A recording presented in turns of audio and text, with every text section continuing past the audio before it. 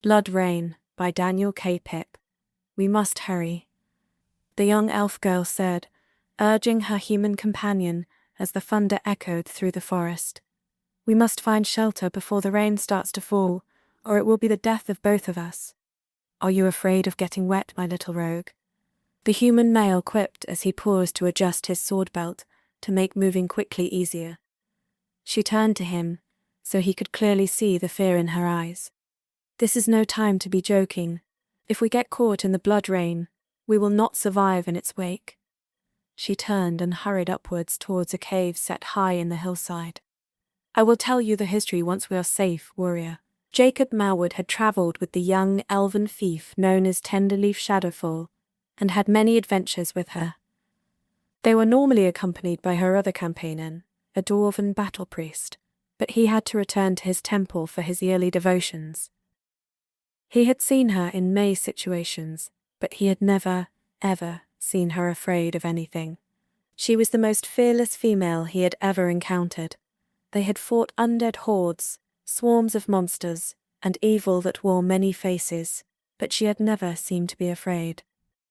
To see what he just saw in her eyes spooked even his normally stalwart resolve. He quickly followed her up and into the cave. Shadowfall was busy pulling things out of her seemingly bottomless backpack. Jacob was always impressed with the number of magical items the elf had acquired from before they had met. She produced what looked like a miniature campfire waiting to be lit. With a word, the bundle of sticks grew to full size and burst into flame. Somewhere from the back of the cave came a growl, and the hairy snout of a bear poked into the edge of the circle of light.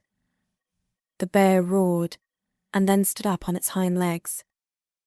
Jacob reached for his sword, but Tenderleaf raised a hand to him. This is his home. We are his guests.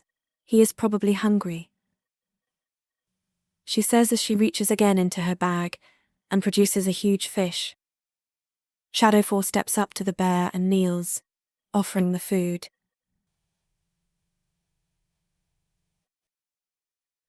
Speaking in Elvish, the bear drops back on all four paws.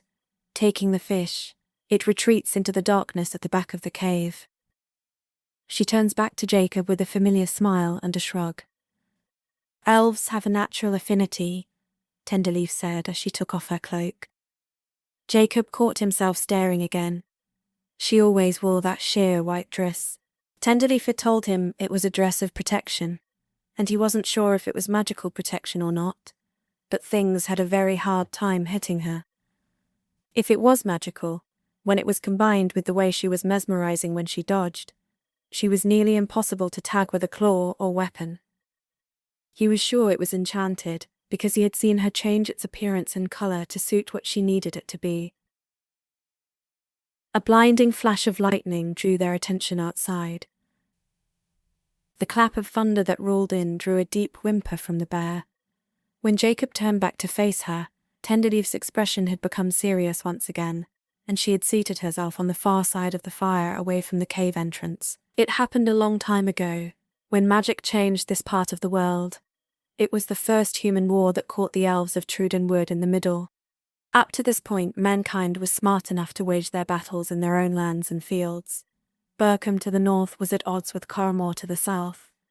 The great Trudenwood had kept the two kingdoms from open war, due to the pacts the humans of both kingdoms had with the elves of the wood.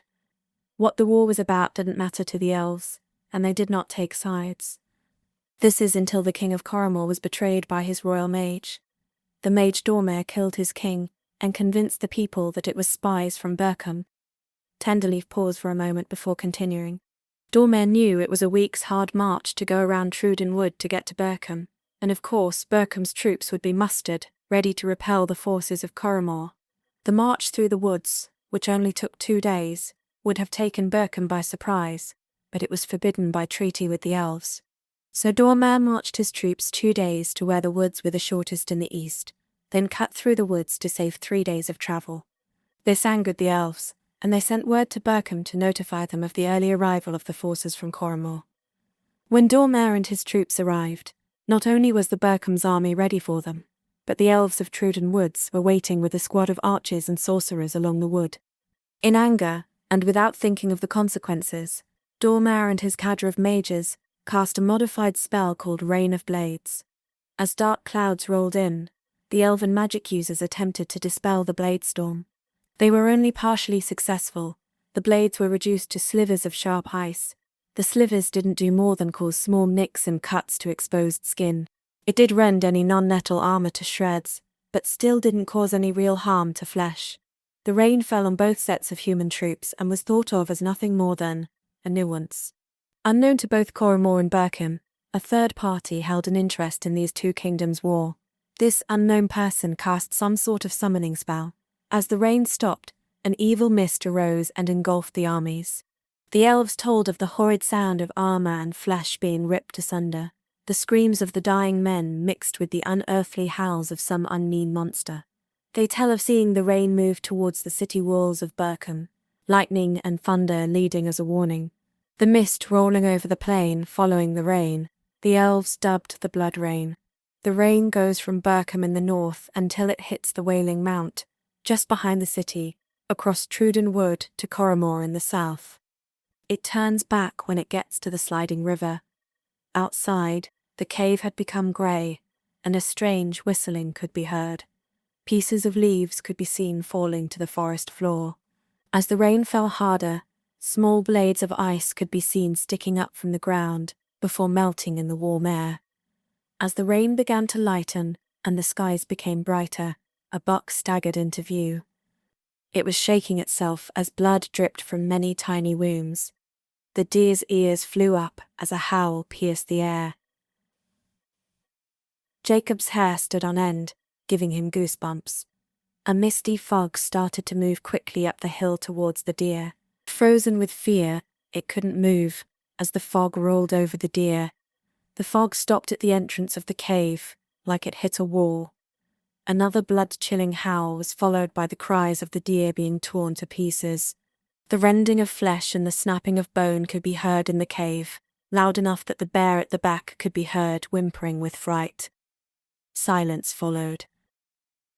The mist swirled and covered the entrance to their shelter, but did not penetrate. It was like there was a spell on the mouth of the cave that was preventing the fog from coming in. Suddenly, there was a head in the mist looking into the cave. Blood still dripped from the fur around its mouth and off the sharp teeth. The pungent smell of the blood rolled into the cave as it breathed. The giant head of a white wolf was nearly as big as the grizzly that called this cave home. Its fur was white where it wasn't coated with the blood of its victims, as well as its nose. In fact, the only colour that could be seen was its pinkish tongue.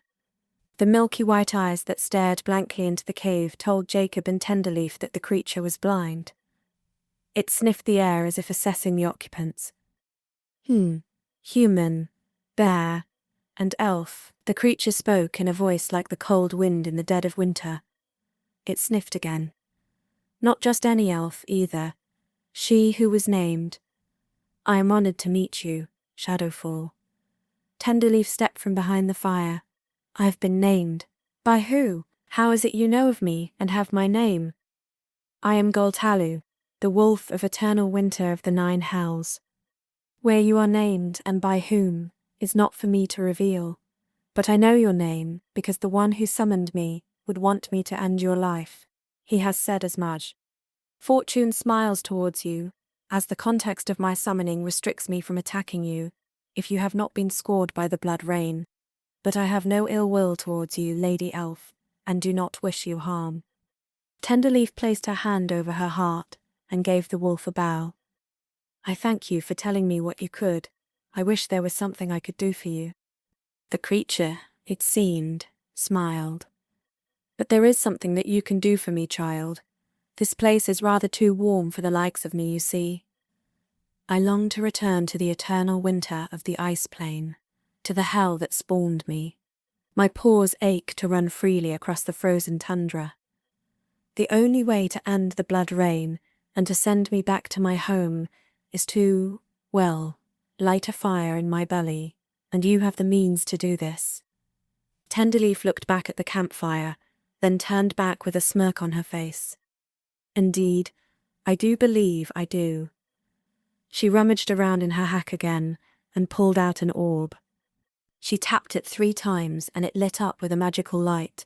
Then she spoke the words to extinguish the campfire. She spoke the words to make it shrink into its miniature version. Tenderleaf picked it up and walked towards the cave entrance. "I cannot willingly swallow that," Galtaloo said. "Do you have some meat you could hide it in?" The wolf cocked its head as if it were looking at Jacob. Suddenly, a fish flew from the back of the cave and landed just behind Shadowfall. "Will fish do?" The winter wolf shook its head. "That will do." Tenderleaf cut the fish open, stuffed the miniature campfire inside, then tossed it towards the cave entrance. The wolf raised an eyebrow. "I would not follow what stars might be, but say, and what have it to be, and how well we might be. No disrespect, Sir Galtaloo, but creatures from the hells are known for trickery. I know you have said you cannot attack me unless I have been marked by the blood rain, but I prefer not to take chances." "I understand," the wolf replied, extending its tongue to gently scoop the fish into its mouth. Ever so careful not to bite it, Galtaloo swallowed the fish, and indeed, the magic item, whole. Tenderleaf spoke the words to activate the fire. A fleeting look of pain crossed the wolf's features. Then, it was replaced by a look of utter contentment. Fire erupted, quite violently, from Galtaloo's midsection, and he disappeared in a ball of flame. A single, sharp tooth clattered to the cave floor. Shadowfall picked it up. The tooth was as cold as an icicle after a winter storm. "I think this would make an excellent dagger," she remarked, placing it carefully in her pack. She tapped the orb once to turn off the light, then dropped it into the bag as well. The pair exited the cave. They noticed elven runes etched above the entrance. "It says Safe Haven in the Elder tongue." The sun was shining again, the mist had gone, as well as the distant thunder that could normally be heard after the passing of the blood rain. "Did we just lift an ancient, cursed storm spell that has been plaguing the area for millennia?" Jacob asked. "Yes, Iron Hide is going to be so angry he missed it," Tenderleaf responded in her cheeriest voice. "Now, we really must move if we want to make it to town before him." Tenderleaf set off down a path that only her elf sight could see. "This will make an interesting tavern tale," Jacob thought as he rushed to join her. Here ends the first tale of Tenderleaf Shadowfall. If you like this content, please like and follow for more stories. Hit that notification bell to be alerted to new stories, and thank you for listening.